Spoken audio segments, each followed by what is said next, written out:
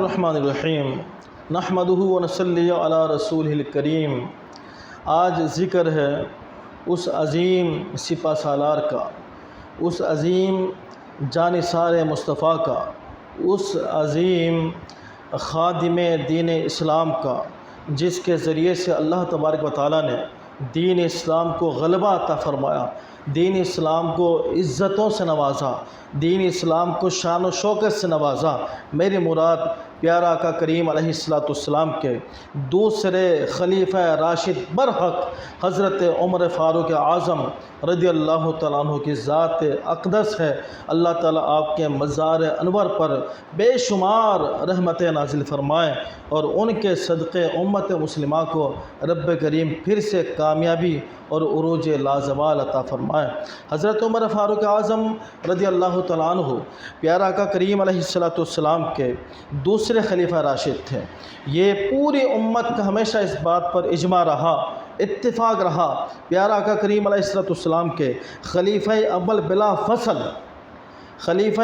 بلا فصل سیدنا صدیق اکبر رضی اللہ تعالیٰ عنہ ہے۔ یہ امت کا اس پر اجماع رہا، روحانی، ظاہری، باطنی، سیاسی ہر حوالے سے پہلے جانشین، پہلے خلیفہ حضرت ابوبکر صدیق رضی اللہ تعالیٰ عنہ ہے، اور جو دوسرے خلیفہ راشد ہیں وہ سیدنا عمر فاروق اعظم رضی اللہ تعالیٰ عنہ، اور تیسرے خلیفہ راشد حضرت عثمان غنی ذی النورین، اور چوتھے خلیفہ راشد مولا علی مشکل کشا حیدر کرار رضی اللہ تعالیٰ عنہ رضی اللہ تعالیٰ عنہ اجمعین۔ اور یہ یاد رکھیں، ان عظیم اسلام کے سپہ سالاروں میں، اسلام کے جرنیلوں میں پیارا آقا کریم علیہ السلام کی گلشن کے ان مہکتے خوشبودار پھولوں میں کبھی بھی باہمی کے اختلاف نہیں تھا، کبھی کوئی باہمی رنجش نہیں تھی۔ وہ اپنی ذات کو کبھی بھی آگے نہیں رکھتے تھے، وہ ہمیشہ دین کو مقدم رکھتے تھے، اللہ کی رضا کو مقدم رکھتے تھے۔ آج کا اگر کوئی صوفی برحق ہو 1400 سال کے بعد، عالم برحق ہو، وہ بھی متقی پرہیزگار ہوتا ہے، وہ بھی اپنے تقوی کی وجہ سے اپنی ذات کو پس پش ڈال دیتا ہے، اللہ کی رضا کو مقدم رکھتا ہے۔ اور آج کا جو صوفی ہوگا، آج کا جو عالم برحق ہوگا، اس کے سینے میں جو بھی فیض ہوگا، اس کے دل کے اندر جو بھی برکت اور روحانیت ہوگی، یہ ساری برکتیں، ساری روحانیت یہ سینہ اقدس پیارا آقا کریم علیہ السلام سے منتقل ہو کر حضرت سیدنا ابوبکر صدیق، سیدنا عمر فاروق اعظم، سیدنا عثمان غنی ذی النورین، سیدنا مولا علی شیر خدا، ان کے سینوں سے منتقل ہو کر، بزرگوں کے سینوں سے منتقل ہو کر یہ اس صوفی تک پہنچتی ہے۔ اگر 1400 سال کے بعد آنے والے ان کے غلام کی یہ شان ہو سکتی ہے کہ وہ اپنی ذات کو مؤخر کر دے، رضا الہی کو مقدم رکھے، تو پھر کیا بات ہوگی، کیا شان ہوگی صدیق اکبر کی، اور کیا شان ہوگی اس مولا حضرت عمر فاروق اعظم کی، کیا شان ہوگی حضرت عثمان غنی ذی النورین کی، اور پھر کیا شان ہوگی مولا علی شیر خدا رضی اللہ تعالی عنہم اجمعین کی۔ ان عظیم ہستیوں میں کوئی ایسی بات نہیں تھی۔ آج کے مغلظ لوگ، آج کے بدبودار لوگ ہیں جو ان عظیم اسلام کے درخشاں جو ستارے ہیں ان کے اوپر انگلی اٹھانے کی کوشش کرتے ہیں، اور یہ انگلی بھی ختم ہو جائے گی، کٹ جائے گی، اور ایسے لوگوں کے سر ہمیشہ کے لیے زمین کے اندر دھنس جائیں گے اور جھک جائیں گے، اور قیامت کے دن ایسے لوگ ذلت و رسوائی کا نشانہ بنیں گے، اس کے علاوہ ان کا کوئی حال نہیں۔ اللہ تعالیٰ ایسے لوگوں کے شر سے تمام امت کو محفوظ رکھے۔ بہرحال سیدنا عمر فاروق اعظم رضی اللہ تعالیٰ عنہ کی جو ولادت ہے وہ واقع عام الفیل کے تقریباً 13 سال بعد آپ کی ولادت ہوئی، اور اعلان نبوت کے 6 سال 39 مرد مسلمان ہو چکے تھے، تو 40ویں نمبر پر پیارے عمر فاروق اعظم رضی اللہ تعالیٰ عنہ نے اسلام قبول کیا، پیارا آقا کریم علیہ السلام کی غلامی کو قبول کیا، دامن مصطفیٰ سے لپٹ گئے، وابستہ ہو گئے۔ اور یہ میرا آقا کریم علیہ السلام کی دعا تھی کہ پیارا آقا کریم علیہ السلام نے دعا فرمائی تھی، یا اللہ عمر بن ہشام یا پھر عمر بن خطاب کے ذریعے سے دین اسلام کو غلبہ عطا فرما۔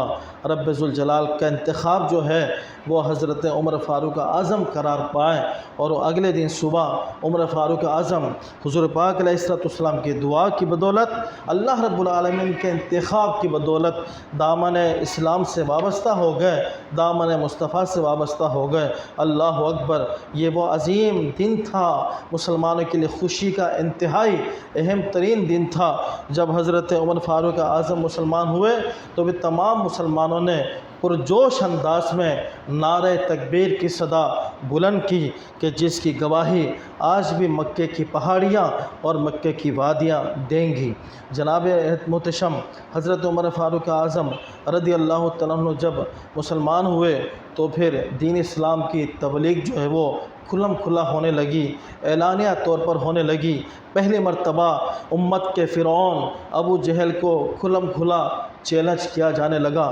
امت کے فرائین کو چیلنج کیا جانے لگا، اور ان کے غرور اور تکبر کو جو ہے وہ خاک میں ملا دیا۔ وہ ذات، وہ ہستی حضرت عمر فاروق اعظم رضی اللہ تعالیٰ عنہ کی تھی۔ اللہ نے آپ کو اس شان سے نوازا، اور پھر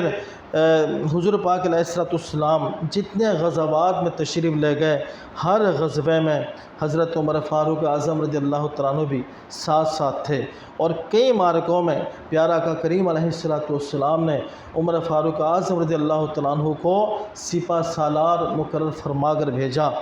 حضرت عمر فاروق اعظم رضی اللہ تعالیٰ عنہ، آپ کے اندر خوف خدا کی تو سبحان اللہ کیا ہی بات تھی کہ اللہ تعالیٰ نے آپ کو اس شان سے بھی نوازا۔ زہد بھی کمال کا تھا، تقوی بھی کمال کا تھا، اور عدل و انصاف تو وہ ہے کہ ساری دنیا میں آج اور قیامت تک جو ہے عدل و انصاف کے ڈنکے بجتے رہیں گے۔ میرے عمر فاروق اعظم رضی اللہ تعالیٰ کی شان کے نغمے جو ہے وہ سنائے جاتے رہیں گے۔ عمر فاروق اعظم رضی اللہ تعالیٰ عنہ حضرت صدیق اکبر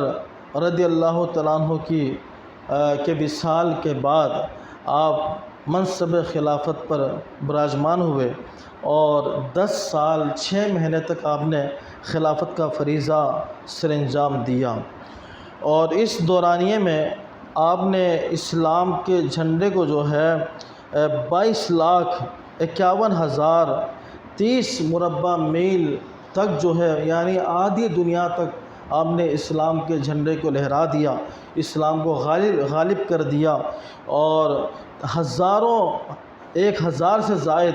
شہروں کو آپ نے فتح کر کے اسلامی ریاست میں شامل کیا، اور مشہور و معروف جو ممالک ہیں، عراق ہے، مصر ہے، لیبیا ہے، شام ہے، ایران ہے، مشرقی اناطولیہ، جنوبی آرمینیا، اور ایسے کئی ممالک جو ہیں ان کو آپ نے فتح کیا، اور دین اسلام اور اسلامی ریاست کے اندر ان تمام ممالک کو آپ نے شامل کیا۔ مطلب یہ ہوا آج جو مسلمان آزادی کا اور آزادی کے ماحول میں اللہ رب العالمین کی عبادت کرتے ہیں، اور آزادی کا سکھ اور سانس جو ہے وہ لے رہے ہیں، سکھ حاصل کر رہے ہیں، تو یہ سارا احسان ہے حضرت عمر فاروق اعظم رضی اللہ تعالیٰ عنہ کا، کہ یہ آپ نے اسلامی فتوحات کے وہ شاندار کارنامے سر انجام دیے کہ قیامت تک امت مسلمہ آپ کو خراج عقیدت اور خراج تحسین جو ہے وہ پیش کرتی رہے گی۔ آپ نے عدل انصاف کا بول بالا کیا، اور جدید محکمہ جات بنائے، اور اسلامی ریاست کو ایک جدید خط پر جو ہے آپ نے استوار کیا۔ اور حضرت عمر فاروق اعظم رضی اللہ تعالیٰ عنہ 24 ہجری 26 ذی الحجہ کی تاریخ تھی، فجر کی نماز میں آپ امامت کرا رہے تھے، نماز پڑھا رہے تھے، تو ایک دہشت گرد ابو لولو فیروز جس کا نام تھا وہ آیا، اور اس نے آپ کو حالت نماز میں آپ پر اٹیک کیا، آپ پر حملہ کیا، پے در پہ خنجر، زہریلے خنجر کے وار کیے۔ اس کے بعد وہاں سے جب فرار ہوا تو مسلمانوں نے اس کو پکڑ کر اس کو جہنم واصل کیا، اور حضرت عمر فاروق اعظم رضی اللہ تعالیٰ عنہ زخمی ہو گئے۔ امت کے یہ عظیم سپہ سالار، اللہ اکبر، آپ کا زخمی ہونا یہ امت کے لیے سب سے بڑا ایک سنگین اور مشکل مرحلہ تھا، کہ آپ جب زخمی ہوئے اور اس عالم میں آپ دن گزرتے رہیں، یکم محرم الحرام کو جو ہے آپ نے جام شہادت نوش کیا، اور اسی دن پیارا آقا کریم علیہ السلام اور آقا کریم علیہ السلام کے خلیفہ اول بلا فصل اور یار غار سیدنا صدیق اکبر رضی اللہ تعالیٰ کے پہلو میں آپ مدفون ہوئے۔ اور تو اس طرح جو ہے اسلام کا یہ چمکتا سورج جو ہے پیارا آقا کریم علیہ السلام کے پہلو میں جا کر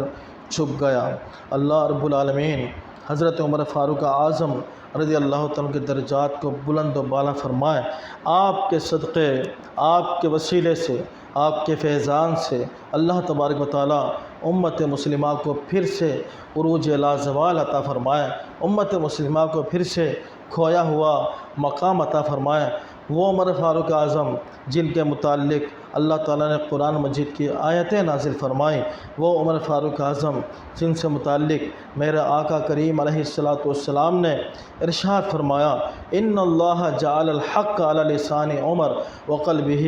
اللہ تعالیٰ نے عمر فاروق کے زبان اور دل میں حق کو جاری فرما دیا۔ اللہ اکبر۔ مطلب یہ ہوا عمر فاروق کی زبان سے وہی نکلتا ہے جو اللہ کو منظور ہوتا ہے، آقا کریم علیہ السلام کو محبوب ہوتا ہے، اور اللہ پیارے آقا کریم علیہ السلام کو پسند ہوتا ہے، وہی آپ کی زبان پر جاری ہوتا ہے، وہی آپ کے دل میں خیال پیدا ہوتا ہے۔ آقا کریم علیہ السلام نے یہ بھی ارشاد فرمایا، لو کان بعدی نبی، بہت مشہور معروف حدیث ہے، لکان عمر بن الخطاب، کہ اگر میرے بعد کوئی نبی ہوتا، اگر میرے بعد کوئی نبی ہوتا تو وہ عمر ابن خطاب ہوتا۔ اللہ اکبر، کیا شان ہے میرے مولا، میرے مابا، میرے ملجا حضرت عمر فاروق اعظم رضی اللہ تعالیٰ عنہ کی۔ آخر میں ایک بات کرتا ہوا عرض کروں، مسلمانوں کا یہ شعار رہا، پیارا آقا کریم علیہ السلام کے غلاموں کا یہ طریقہ رہا کہ وہ حضور پاک علیہ السلام کے فرامین کے آگے، حضور کی احادیث کے آگے، حضور پاک علیہ السلام کے ارشادات کے آگے ان کی آنکھیں بند رہیں۔ بس ختم، جو آقا نے فرما دیا بات ختم۔ اور آقا کی بھی عزت کرنی ہے، آقا کے تمام غلاموں کی بھی عزت کرنی ہے، آقا کے تمام اہل خانہ کی بھی عزت کرنی ہے۔ اور یہ امت مسلمہ میں نہیں رہا کبھی بھی کہ کوئی گھر والے اور در والے، گھر والے باہر والے، یہ امت مسلمہ کا نعرہ نہیں ہے، قطعاً نہیں ہے۔ اللہ اکبر۔ پیارا آقا کریم علیہ السلام سے ہم والہانہ محبت کرتے ہیں، اللہ ہمیں والہانہ محبت عطا فرمائے۔ امت مسلمہ کا یہ طریقہ رہا، اور پھر ہر وہ چیز جو میرے آقا کو محبوب تھی، ہر وہ چیز جس کا تعلق میرے آقا سے تھا، امت نے اس چیز کی ہمیشہ عزت کی،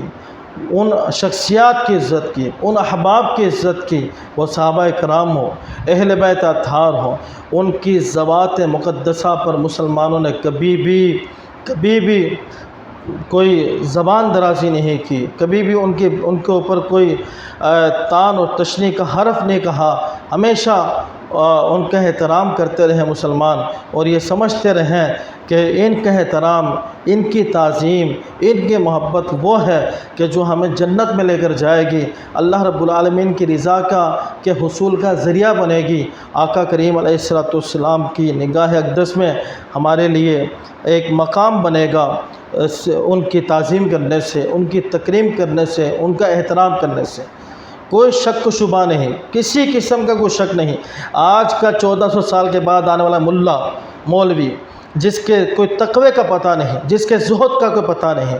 جس کے عادل ہونے کا پتہ نہیں، جس کے حق ہونے کا پتہ نہیں، وہ کیسے یہ فیصلہ کر سکتا ہے کہ صحابہ میں نعوذ باللہ یہ صحابی ایسے تھے ویسے تھے، اہل بیت پر نہیں، کوئی بات نہیں۔ جو باتیں ہمارے بزرگوں نے کہہ دی بس ختم۔ اگر ماضی قریب کے اندر یعنی آج کے دور میں یا 100 سال پہلے کوئی شخص بہت بڑا ولی کہلا سکتا ہے، بہت بڑا عالم دین کہلا سکتا ہے، وہ عالم بنا تو کیسے بنا، ولی بنا تو کیسے بنا، اس کا تقویٰ کیا ہے اور اس کے زہد کا معیار کیا ہے، یہی ہے نا صحابہ کرام علیہم رضوان کا فیض، اہل بیت اطہار کا فیض، ان کی برکتیں ملی تو وہ عالم بنا، ان کی برکتیں ملی وہ ولی کامل بنا، وہ متقی پرہیزگار بنا۔ اگر 1400 سال کے بعد، 1300 سال کے بعد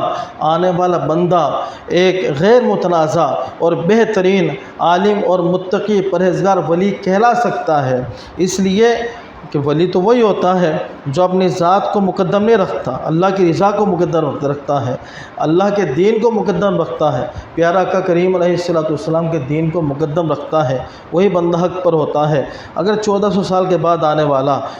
ایسا بن سکتا ہے، 1300 سال بعد آنے والا ایسا بن سکتا ہے، 1300 سال بعد کے فاصلے کے بعد بھی اس کے اندر یہ روحانیت آ سکتی ہے اور وہ یہ سمجھ سکتا ہے حق یہی ہے کہ بندہ اپنی ذات کو مائنس کرے، اللہ رسول کی رضا کو سامنے رکھے، تو بتاؤ یہ چیز یعنی اللہ اور اس کے رسول کی جو رضا ہے اور اس کی جو تقدیم ہے، اس کی جو اولیت ہے، یہ والی جو چیز ہے، یہ سیدنا صدیق اکبر کی نگاہ میں کیسی ہوگی،